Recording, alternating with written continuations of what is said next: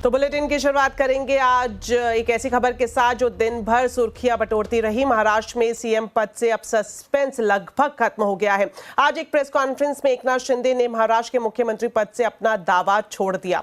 उन्होंने कहा कि महाराष्ट्र में सीएम या नई सरकार की राह में वो अड़चन नहीं डालेंगे। बीजेपी जो फैसला करेगी वो उन्हें मंजूर होगा। एकनाथ शिंदे ने यह भी कहा कि उन्होंने प्रधानमंत्री मोदी और अमित शाह दोनों से बात की है और कहा है कि सरकार बनाने को लेकर कोई भी रुकावट उनकी तरफ से नहीं होगी। उन्होंने ये भी कहा कि कल महायुति की बैठक होगी और फिर सब फाइनल हो जाएगा। हर एक को लगता था कि ये अपना आदमी है, ये अपना मुख्यमंत्री है और ये मेरी जो पहचान बन गई है लाडला भाई, ये सब पदों से क्या बोलते हैं उससे ऊपर है और निश्चित रूप से इस महायुति की सरकार स्थापित होगी। और इसीलिए जो मैंने आप लोगों को कहा कि लगा कि क्या हुआ, मैं तो कल आदरणीय प्रधानमंत्री जी से भी बात की, उनको भी कहा सरकार बनाने में हमारी तरफ से कोई अड़चन नहीं है, आप निर्णय ले लो। जैसे आपके भारतीय जनता पार्टी को आपका निर्णय अंतिम रहता है, हम भी महायुति के कौन लीडर है, एनडीए के लीडर कौन है, मोदी जी है, अमित भाई है, तो उनको कहा कि मैंने अमित भाई जी को भी फ़ोन किया, मोदी जी को भी फ़ोन किया, सरकार बनाने में हमारी तरफ से कोई भी रुकावट, कोई भी अड़चन, कोई भी कुछ भी किसी भी तरह का अड़ंगा नहीं है।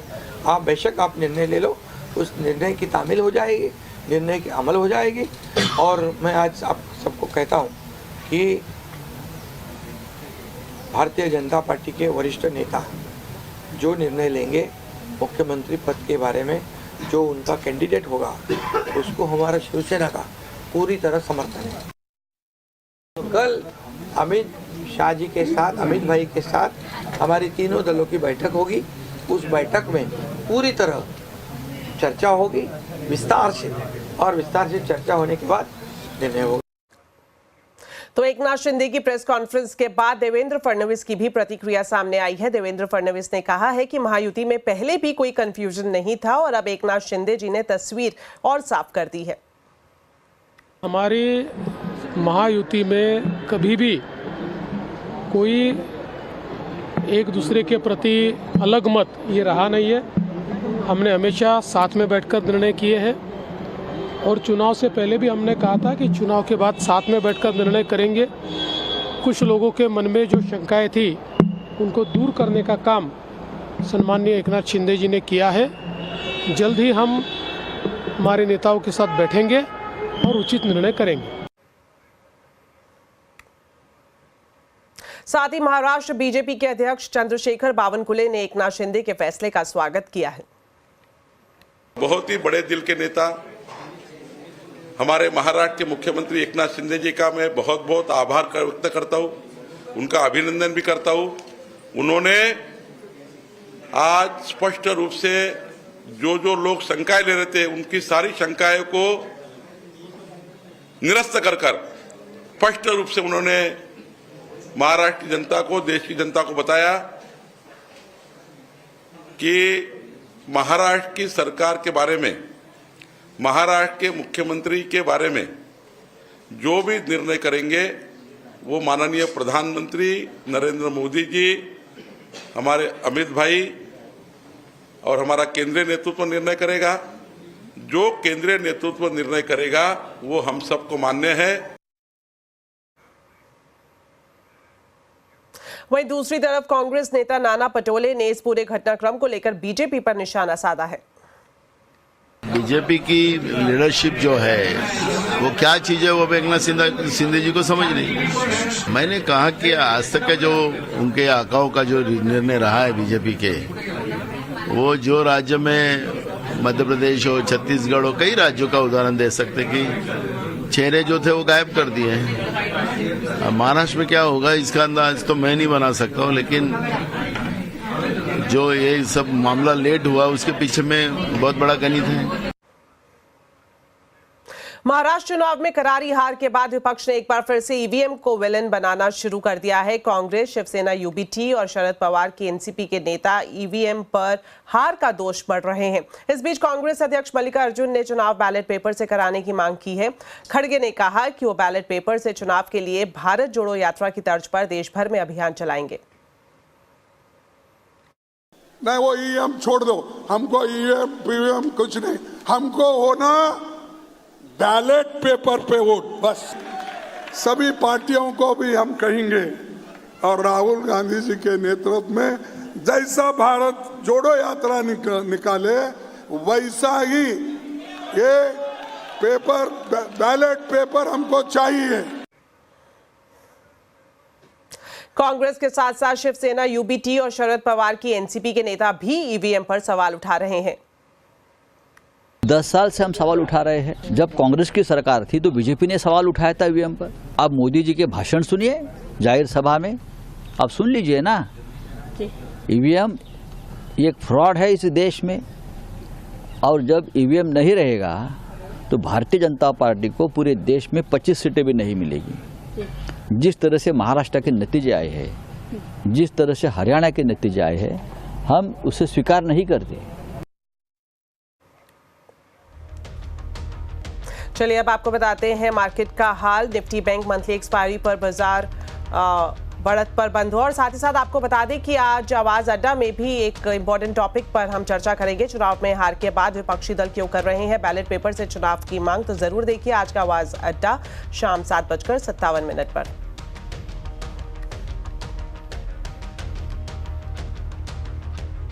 तो मार्केट पर एक नजर डालते हैं। निफ्टी बैंक मंथली एक्सपायरी पर बाजार बढ़त पर बंद हुआ। सेंसेक्स 230 पॉइंट चढ़ा तो निफ्टी 80 पॉइंट की बढ़त के साथ बंद हुआ। वहीं mid cap small cap shares में खरीदारी देखने को मिली। सेक्टर वाइज देखें तो आज के बाजार में एनर्जी, पीएससी, मेटल इंडेक्स बढ़त पर बंद हुए।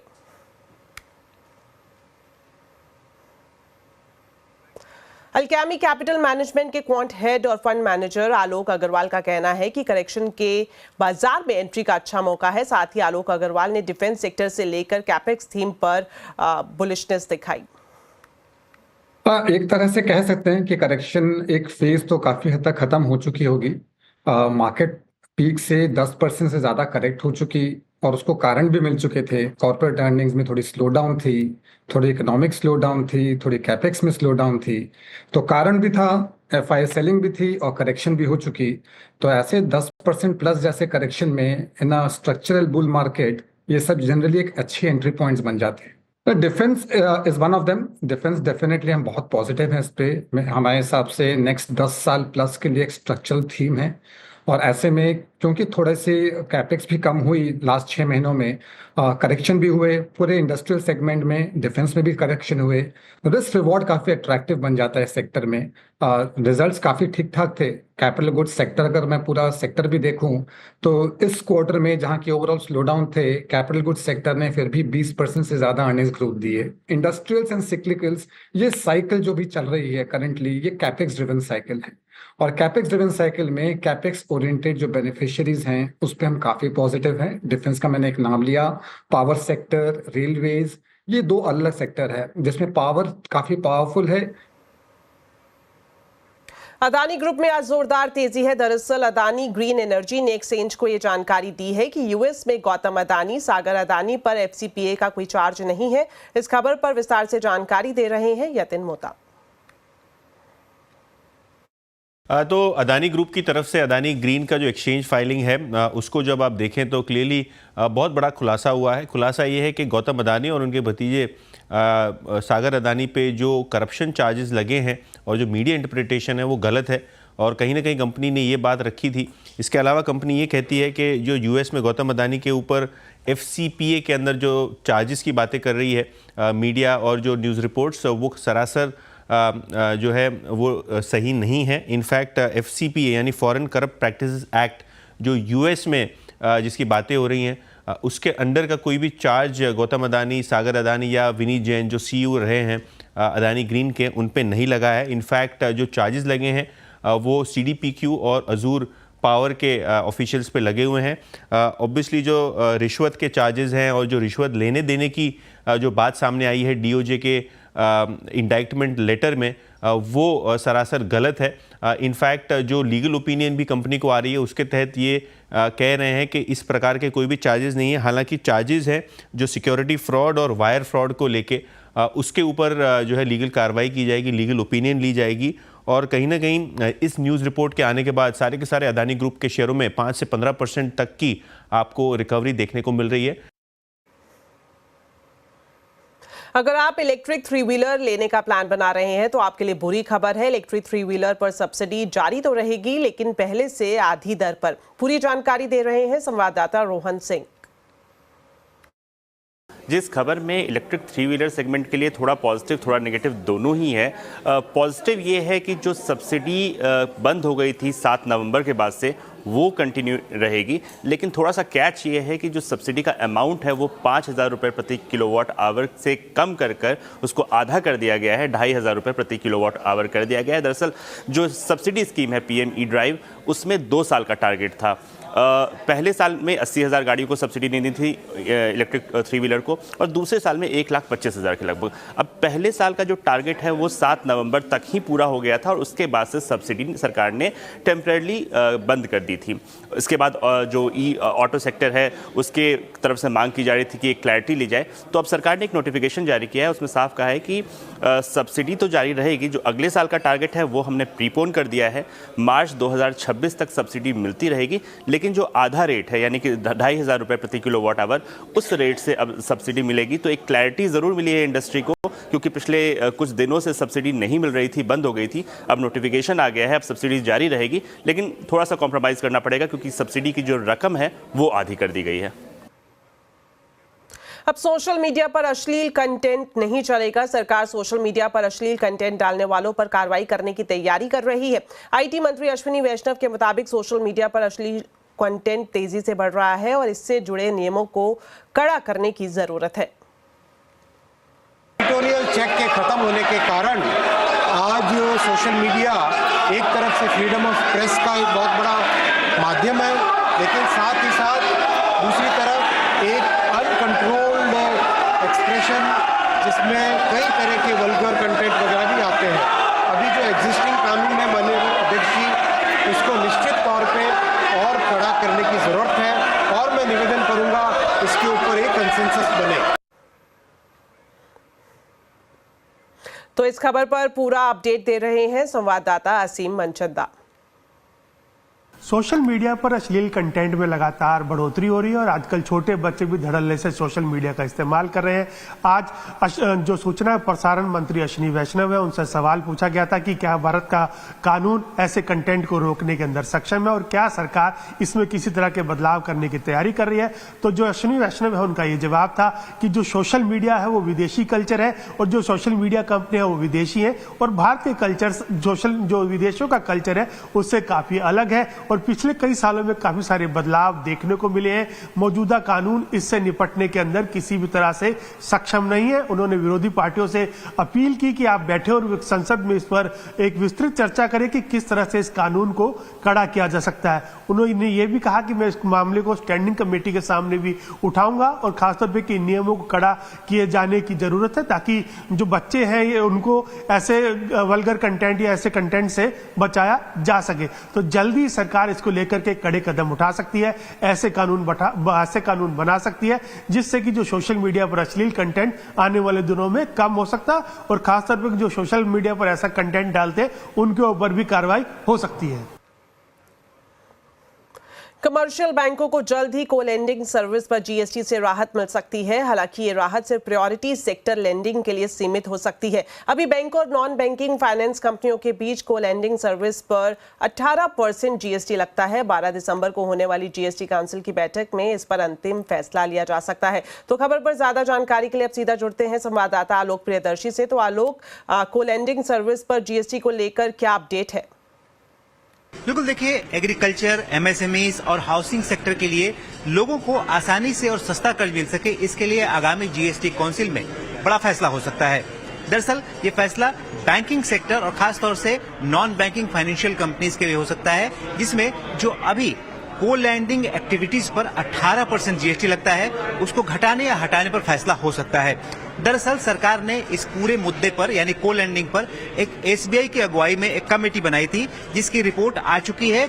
और जो हमें सूत्र बता रहे हैं, इस रिपोर्ट में बताया गया था कि ये जो 18% GST को लैंडिंग एक्टिविटीज पर लगाई गई है वो पूरी इंडस्ट्री और पूरे सेक्टर के लिए अच्छा नहीं है, लिहाजा इसको हटाने पर विचार करना चाहिए। तो जो अभी आगे जीएसटी काउंसिल होने वाली है 21 दिसंबर को जैसलमेर में, इस पूरे मुद्दे पर चर्चा होगी और खासतौर से सरकार की भी मंशा यही है कि जो खासतौर से जो प्रायोरिटी सेक्टर है यहाँ पर लोगों को आसान और सस्ता कर्ज मिल सके।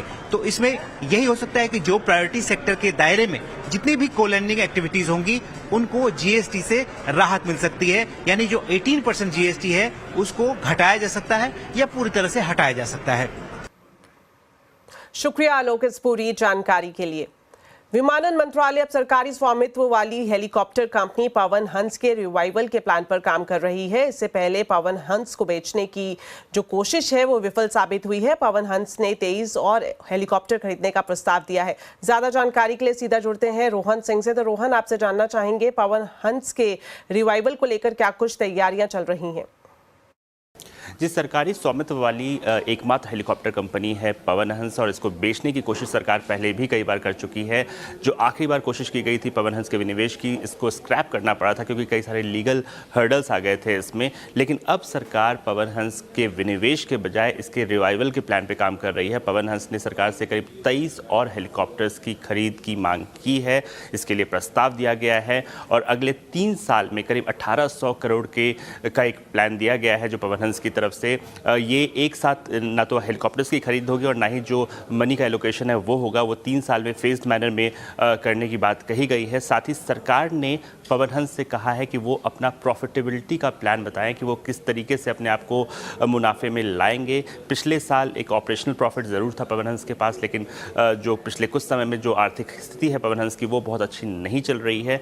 एक और जो एरिया है जिस पे पवन हंस को फोकस करने के लिए कहा गया है, जो इमर्जिंग एरियाज़ हैं खासतौर पे सी प्लेन्स को लेकर, इसके अलावा जो वर्टीपोर्ट्स हैं, हेलीपोर्ट्स हैं उनको लेकर, और साथ ही एयर एम्बुलेंस की सेवाएं हैं, इन पे भी नए बिजनेस प्लान्स ला सकती है पवन हंस। लेकिन फिलहाल उनको एक विस्तृत प्लान देना होगा अगले 3 साल के लिए कि वो अपने आप को मुनाफे में कैसे लाएंगे।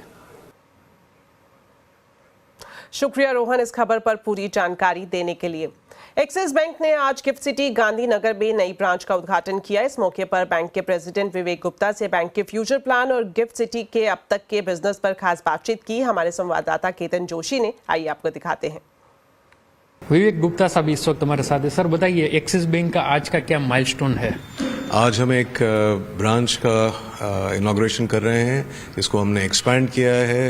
एज गिफ्ट सिटी में बिजनेस एक्सपैंड कर रहा है, इट वाज वेरी इंपॉर्टेंट कि हम उसी पेस के अनुसार अपनी ब्रांच को भी एक्सपैंड करें। Lot of ambitions the bank has, so this is a great momentous day for us to have the team and us have the branch formally inaugurated and be prepared for expansion going ahead.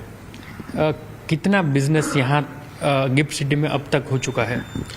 Business तो बहुत हो चुका है। अभी recently हमने एक बहुत important milestone cross किया था, $1 billion on the deposit side. ये बहुत महत्वपूर्ण है। दिस ऑल्सो इज रिफ्लेक्टिव कि हम बिजनेस कर रहे हैं जिन कॉर्पोरेट्स की सपोर्ट करने के लिए वो स्टिकी बिजनेस कर रहे हैं। ये टीम जो गिफ्ट सिटी में है, दिस बिजनेस उन्होंने ही ओरिजिनेट किया हुआ है। So this is testament to us being very customer centric and wanting to support the government's endeavours.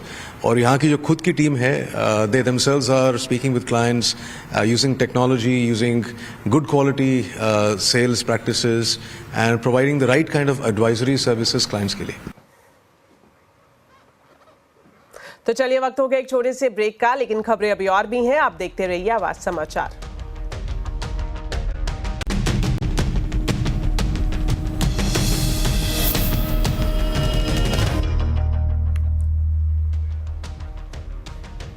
Break के बाद आपका स्वागत है। M&M ने अपनी पहली EV SUV से पर्दा उठा दिया है। चेन्नई में कंपनी ने एक साथ 2 नई SUV XEV9e और BE6e की झलक दिखाई।